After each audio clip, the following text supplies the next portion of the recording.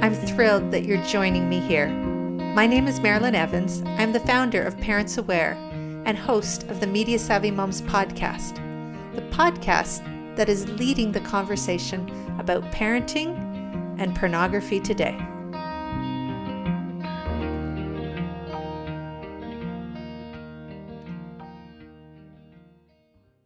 Hello, everybody. Welcome back to Media Savvy Moms. Today we have a very special guest with us, Dr. Carolyn West.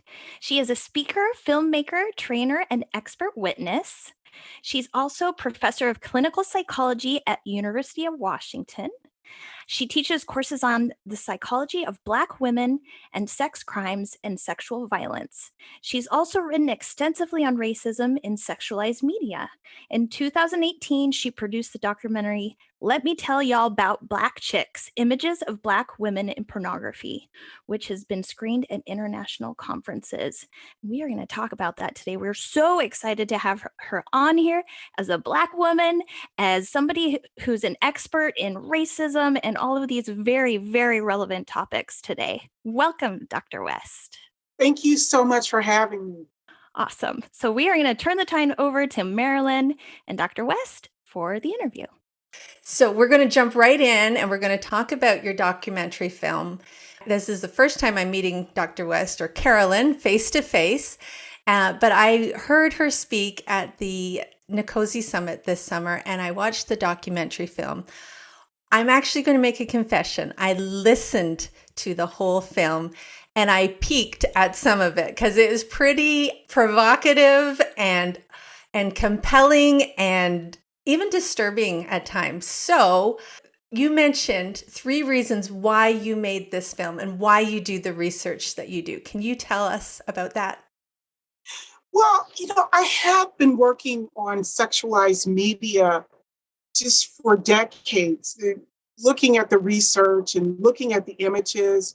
And at the time, I was working on an academic journal with several of my colleagues. And the journal was called Sexualization, Media, and Society. And they were all studying pornography. And I asked, well, is anybody looking at racism in pornography? And nobody was. And I just found that really intriguing. So I decided I wanted to know more. So I started delving into the topic and just became so deeply disturbed by some of the images that I was seeing. So it was one of those things where it's almost like you're called to do the work. In this case, the work sort of chose me rather than I chose it. I knew that I couldn't just set it aside and not do some writing or something about it to educate the public in a different way. So that really is what sparked it. Another thing, I had been working with my dear friend Gail Dines for many years, and she does research on pornography as well. And I was working on a project with her and pulling together a presentation. And I was listening to a young man laughing about his exposure to a porn video. The porn video was called Let Me Tell Y'all About Black Chicks. And it came out in 1985 when the VCR became very popular and porn started to move to the home market. And he was laughing about this, and it was a deeply racist video featuring Ku Klux Klan members. And it was just so deeply disturbing. And he was laughing and joking about that being his first experience with pornography. And I could not get the question out of my mind. What does this do to your humanity, to your sense of masculinity, to your sense of sexuality, when your first early experiences is exposure to this kind of content? I couldn't get that message out of my mind. Probably one of the third reasons is that I'm a sex educator and I teach courses on human sexuality, and just the awareness that so many of my students have such limited knowledge around basic human biology and human sexuality. And if they're getting their ideals about what sexuality can be like from this kind of content, that was disturbing to me. I imagine how angering. I mean, that would be so angering as a woman to me. And then to see the racism, the blatant racism that you saw as you studied this. How do you deal with that kind of exposure to these images, these messages? How do you work through it, first of all, as the researcher? And you've created this documentary, this film, and who is your intended audience, and what do you hope to change with it?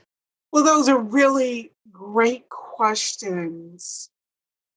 First of all, how do I deal with the content? It at times has not been easy. I am an expert witness. I work with cases where I deal with domestic homicides, even. Hmm. And so I am used to dealing with very difficult content. And so many of the cases that I worked on, domestic violence cases, actually involved an element of pornography, where the abuser used some of that to further victimize the survivor. But this content has been the most difficult, most challenging project I probably have ever worked on in my professional life. It's been so difficult. That's why it took so long to finish the documentary, because my production team was having trouble looking at these images. It was after a while, it was like, I can't even process anymore of this. It's just too much. And so we had to take frequent breaks. So I think what helps me is a quote by Audre Lorde, a poet, who said, I have come to believe over and over again that what is most important to me must be spoken, made verbal, and shared, even at the risk of having it bruised or misunderstood. I've come to believe over and over again that what is important to me must be spoken, made verbal, and shared, even at the risk of having it bruised or misunderstood. And so, what makes this work so challenging is that sometimes people will misunderstand what it is that I'm trying to do. Hmm. And I'm really critiquing these images and saying, we need to look at this. Although people may accuse me of somehow, like I'm personally benefiting from this, or I am intentionally victimizing uh, the young women who are featured in these films. Okay. But I'm devoted to just educating. Uh-huh. I'm so glad you repeated that statement by, Audre Lorde. yeah. And I'm going to try to repeat it one more time. So what is most important must be spoken, must be made verbal and shared. And I learned so much from what you shared, not only in the documentary, but your presentation. So I really respect you for that. And for being brave enough to take this on, because somebody has to call it out. Somebody has to watch it. Somebody has to say, no, enough is enough. And you've been able to do that. How many years did it take you to create the film? It took about a year. Yeah. But in some ways, it took about a year to put it all together. But I had really been working on it in my teaching, in my presentations, in my expert witness work for many For years years. prior to that. Yeah. Yeah. And the audience really was, I just wanted to make people aware it's been screened and used by people internationally. I'm working with people in Australia and just around the world on this project, and with some of my additional writing. And so, a lot of people who are doing domestic violence work, sexual assault work, human trafficking work have used it. So, that was the audience. But now I'm moving toward redeveloping it so that it is less explicit and traumatic, but people can still get the content, where it's just not so awful that people can't watch it and learn from it. Yeah, I hope you're not judging me because I had to peek through my fingers at some of it. But yeah, you were mentioning this. So tell us about the future of this documentary. Where do you see it going? And then we'll take a quick break after that. Where I see it going is that I'm going to step back, I'm going to take it apart, I'm going to learn from viewers who've watched it before, and then we are going to basically put it back together again and work with a film company for distribution. And where's it going from there? Do you know at this point? Where it's hopefully going is that we can screen it where it's not so explicit, where we have a less graphic version where we can screen it, at least in college universities and Okay. educational systems around the country. So if we go back to the original story that you shared of hearing this young man who watched this pornographic video, and it was his first experience with pornography, and he was just making so much light of it and so much and of this really serious topic of racism and even like the Ku Klux Klan. Imagine having that. Like, I'm imagining what you're saying, that this can now be shown in on the college campuses and really change that culture and open their eyes to what it's not just funny. It's not funny at all. It's there's deeper messages underlying. Exactly. I just want people to be having a conversation about it. How these images really impact you and how it shapes how your world and your own sexuality. Okay, so we're going to take a break now, and when we come back, I'm going to ask some questions about how those messages of racism impact the Black community in particular. When parents share with me their concern over a child struggling with pornography, I always recommend they check out Fortify. Fortify is an amazing recovery tool that can help your teen learn to develop their own plan towards success. It's easy to sign up, it's designed to engage, and it's free for teens. Best of all, Fortify is science-based and has a proven track record of helping thousands of individuals find happiness by regaining their freedom from pornography. Visit joinfortify.com/media savvy moms to learn more. And we're back. So in the first half, we talked about how Carolyn came to become a documentary filmmaker and why she chose the topic of racism and pornography, or why it was chosen for her. And in the film, Carolyn says that pornography teaches society that Black women are insatiable, sexually insatiable. Now, this was kind of a revelation to me, because I assumed, as I think many women do, that pornography doesn't discriminate. It just promotes violence against women in general. Like, I'm enraged by the violence that is portrayed. As a woman, I'm enraged by it, and I want to see an end to that. But what are some of the racial differences that I need to understand? I think what's there, you have to understand, I think, with the pornography industry is that it's a site where you can sort of be as politically as incorrect as you possibly can be. So I think people feel in pornography, the racism is really unchecked, that they don't have to kind of adhere to some of the basic foundation of what you would see in mainstream media, because they won't be challenged in any way. So they can freely draw on the history of racism that's always been throughout our culture and sexualize it. So what you'll see in pornography is just there's much more dehumanization of Black women and African Americans in general. So they'll be kind of depicted as animalistic, it's more violent. Um, So there's more violence in some ways directed at African American women in pornography.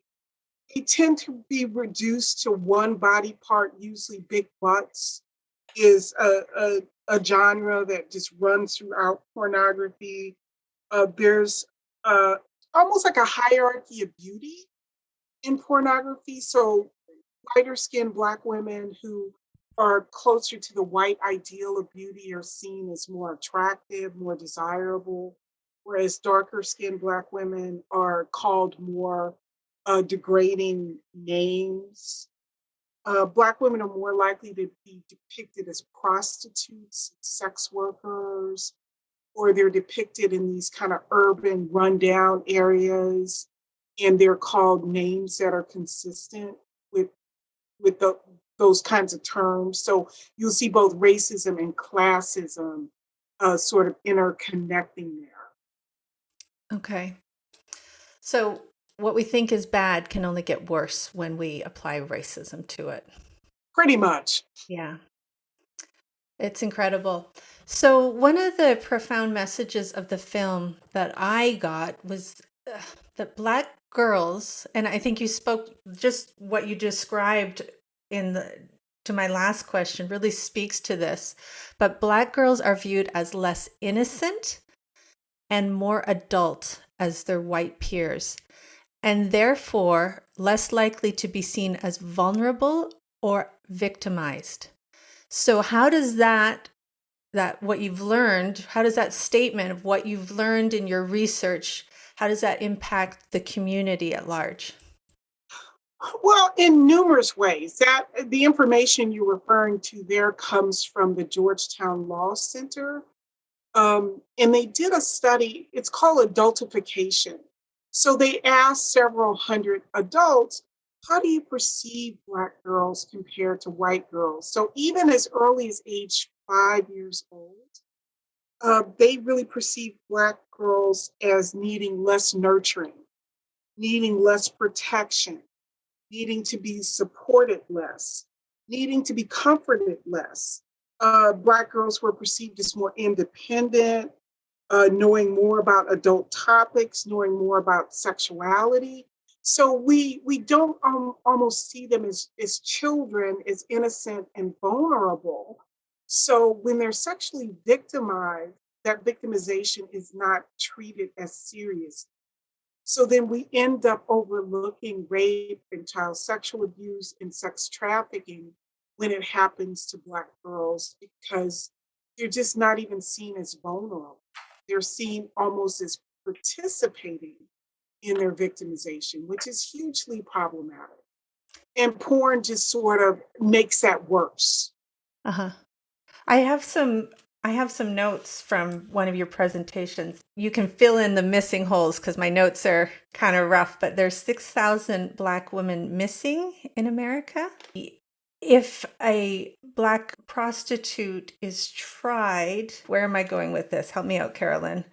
Well, that oftentimes if you're a minor, if you're underage, you should not be charged with prostitution. You're really a victim of sex trafficking, domestic minor sex trafficking. Yet, a disproportionate number of Black girls who are actually victims of sex trafficking are then getting charged with prostitution, which shouldn't be happening. It's going We're back not to seeing them we're as not seeing victims. them as the victims. For some reason, they're more adults than their white peers. Exactly. Hmm. And that's how that adultification can be so damaging, that we don't even see them when they're truly victims. If you're under the age of 18, you can't give consent to participate in any kind of sex work. That's a type of child victimization, but we don't see it when it happens to Black girls. Okay, so we need to open our eyes. We need to smarten up, and we need to start seeing all girls as equals in all our systems. Exactly. So there needs to be systemic change in that way. Hmm. So we know a little more about the issues. I'm sure we have a lot more to learn, but we're getting started, and we're so grateful that you're here to help us get started. Now, These messages don't just occur in pornography. They're entrenched in our culture and oftentimes in pop culture, not porn culture, but we would say it's pornified. What do we do when we come across instances of that and we're given propaganda that this is empowering, that we just don't understand the community, that we don't get where they're coming from? And so we need to back off. How does the average Black, white, Latino, suburban parent get involved and make a difference and stand, as you said earlier, like say what needs to be said and call it out for what it is? Call it out for what it is. I think there have been so many, I think watching with your children and seeing what they're watching in popular media. I mean, this summer, one of the hottest hits in the country was a song by Cardi B and Megan Thee Stallion. And not looking away, sitting down with your children and saying, hey, what are you watching? And not just listening to the beat, but also looking at the lyrics and asking kids, why do you think this is empowering? What does this mean for you?